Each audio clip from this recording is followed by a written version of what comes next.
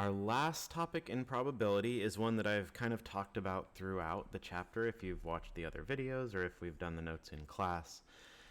This is the idea of events being mutually exclusive or not. So mutually exclusive means that the two probabilities don't overlap at all. So mutually exclusive means not overlapping.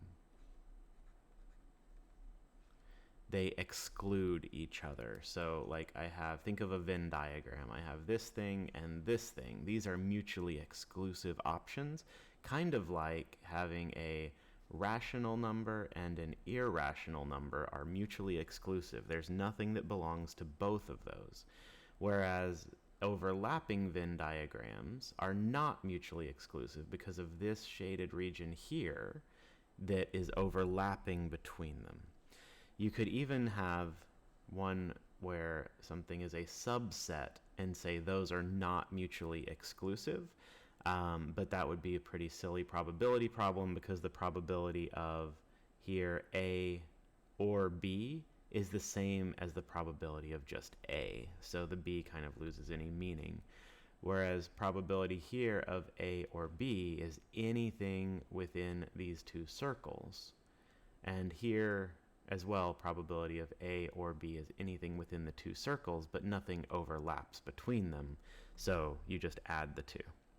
So let's do some problems and see how this works. Drawing a card from a standard deck and choosing a king or an ace. So as I mentioned in a previous video, or is the key word here. Other probabilities we were doing, like with drawing marbles or drawing things out one after the other, those were and. So it was, what's the probability of this and this happening? And the feature we get with and is that we're multiplying. The feature we get with or is that we're adding. So the odds of drawing a king are 4 out of 52. I should have put 1 out of 13. The odds of drawing an ace, so we're going to add 4 out of 52. And now we have to ask, are these two things mutually exclusive? Is there anything that is both a king and an ace? And the answer is no. There's nothing that's a king and an ace. Those are exclusive things. They don't include each other. So we just add them together, and we get 1 in 13 plus 1 in 13 is 2 in 13. Rolling a pair of dice and getting doubles or a sum of 6.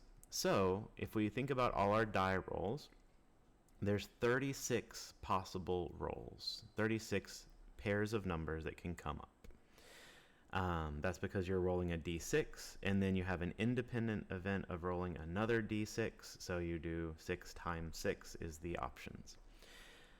The number of doubles, we could have double 1s, 2s, 3s, 4s, 5s, or 6s. So the odds of doubles are 6 out of the total 36. Plus the ways we could get a sum of 6. So if I roll 1 on the first die, that means the second die is a 5. 2 goes with 4, 3 goes with 3, 4 goes with 2, and 5 goes with 1. These are the only ways to roll a sum of 6 because each die has to be between 1 and 6. So we can't do like 0 and 6 because you can't roll a 0. So this is 5 options out of 36.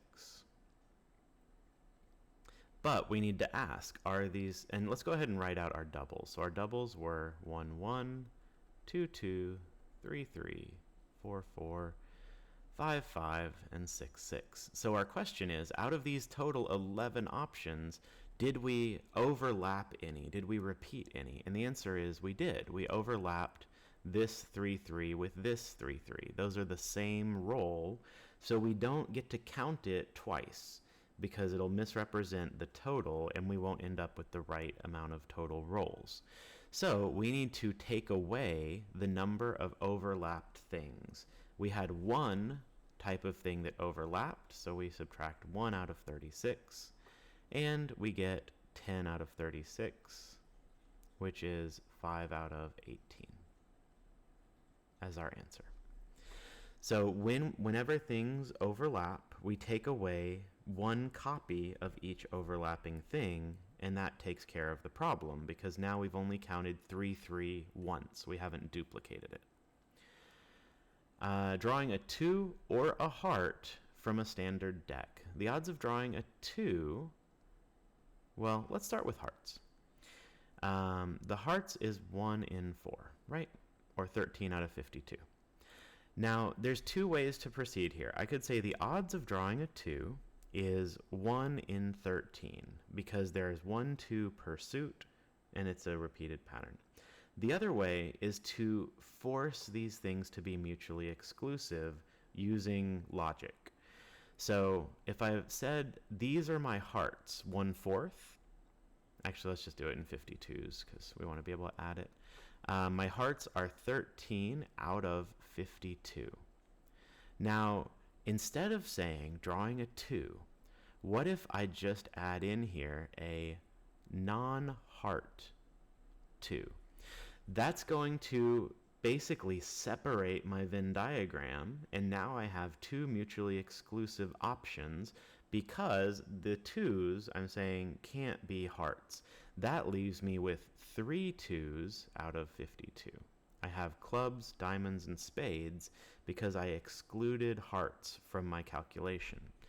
The other way would be to say you have 4 2's and you have 13 hearts, and then there's 1 2 of hearts, so you subtract 1 out of 52. You end up with the exact same result because we have this 3 out of 52 is the 4 minus 1. It's just a difference of whether we do it up front. It's kind of like simplifying at the beginning of a problem or simplifying at the end of a problem. Either one is fine. So we get 16 out of 52, which those are divisible by 4, so that's 4 out of 13. So hopefully you can see those two options, and it doesn't matter which one you use. Whatever's more comfortable for you is fine. I tend to prefer to fix things at the beginning and to create mutual exclusion if it doesn't already exist, as opposed to fixing it later. We have rolling a pair of dice, and a sum of 8 or a sum of 12 is rolled. Well, 8 and 12 are different numbers. Those are mutually exclusive. So now we just need to know how many ways can you roll an 8 and how many can you roll a 12. 12 is pretty easy because the only way to do that is by rolling a pair of 6s because that's the biggest number on the dice. So that's 1 in 36. Rolling an 8, we can't roll a 1 on the first die because the second one can't be big enough, but we could do 2 6, 3 5, 4 4, 5 3, or 6 2.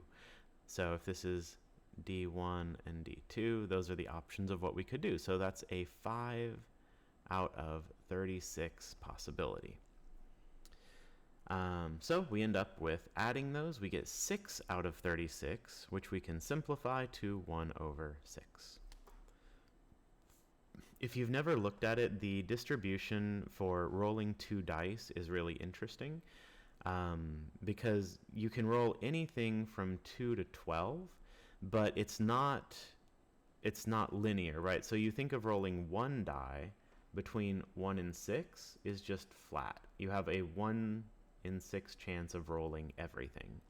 But with 2 dice, to roll a 2, you have a 1 in 36 chance. Or to roll a 12, you have a 1 in 36 chance, because there's only one combination that makes that.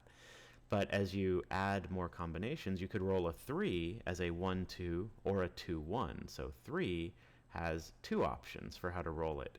So does 11, because that could be 6 5 or 5 6. So that's 11. 4, you could roll as a 1 3, a 3 1, or we could also do a pair of 2s. So you have 3 options. So it looks, I don't know why I put 3 here, that was 2. 3. I don't know, so right now it looks kind of linear, right? So 5, now with 5 we have 1 4 and 4 1, 2 3 and 3 2, so we go up to 4 options. And that was 5 and 9. 6 and 8, we have 1 5, 5, 1, 2, 4, 4, 2, and 3, 3. So that's 5. And then 7 has 1, 6, 6, 1, 5, 2, 2, 5, 3, 4, and 4, 3. So that's 6. So we get this interesting little linear increase as we go toward the middle.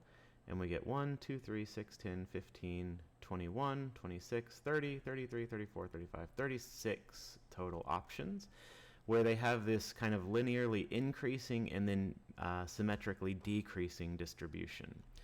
So a lot of probability games, like casino games, are based on probability. A lot of board games as well take into account the probability, where like 7 is the most common roll. And then as you go out toward 12 or toward 2, the odds decrease more and more. And if you add additional dice, the probability kind of skews and does more interesting stuff. So it's a neat thing if you've never looked at it. Let's see. Next one, the chance of being selected for the student bailiff program is 1 in 200. What is the probability of not being chosen? So here we were doing the probability of A or B. So if you remember, I actually forget, is A or is this one, right? And is the other one? I think that's right. If I'm wrong, sorry. We did our logic way back in the first 6 weeks, second 6 weeks sometime. And we had these symbols meaning A or B or A and B. And that's kind of what we've been talking about. This goes along with logic, what we're doing here. This is saying the probability of not A. So the probability of not being 1 in 200 is simply 199 out of 200. So not is like a subtraction of probabilities. So if you have a 40% chance of making a free throw, the chance of missing, of not making it, is going to be 1 minus the probability of making it. So it's going to be 60%. Probability of spinning a spinner numbered 1 through 6, and this one's a good example, of 1 through 6 and not landing on 5. So landing on 5, so probability of landing on 5 is 1 in 6. The probability of not landing on 5 is going to be 5 out of 6, because it's 1 minus that one. But this gives me a chance to say there's another way of thinking of it, which is the probability of not landing on 5 is the same as saying the probability of 1 or 2 or 3 or 4 or 6, right? So if I add up those, that's 1/6 plus 1/6, so we have 5/6 here as well. So the probability of something not happening is the same as the probability of anything else happening, right? Of whatever the other options are. Yeah. So pretty easy. And then we've got drawing a card, choosing a 7 or 10. Those are mutually exclusive. Rolling a pair of dice and getting a sum of 6 or 8. Those are mutually exclusive.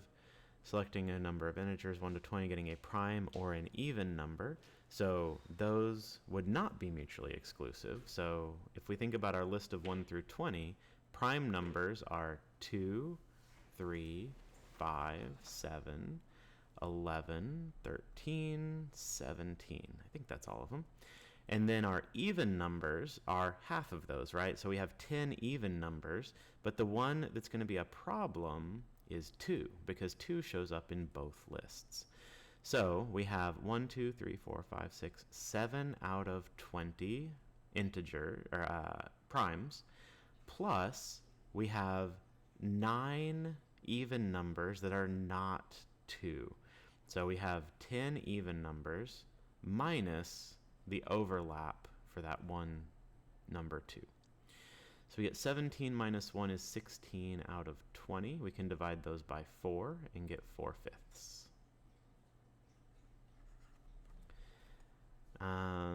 This one wants us to round to the nearest hundredth. I would say I'm going to encourage you instead to write them as percentages. So I don't know if that's what it means to do here, but we're going to do percentages, and you can do to the nearest tenth or hundredth.